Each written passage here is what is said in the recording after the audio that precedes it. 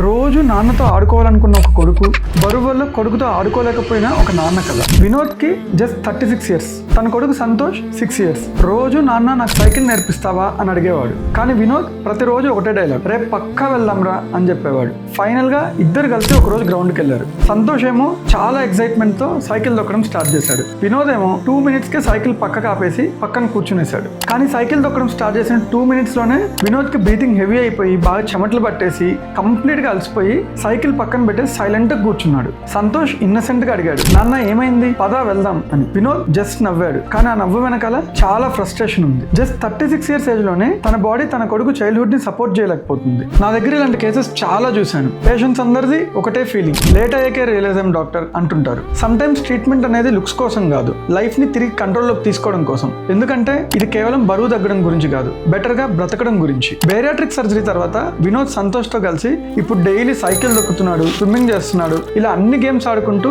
తను కూడా ఒక చిన్న పిల్లాడిలా అయిపోయాడు. మీరు కూడా మీ లైఫ్ ని ట్రాన్స్ఫార్మ్ చేసుకుందాం అనుకుంటే bariatric surgery is the best solution.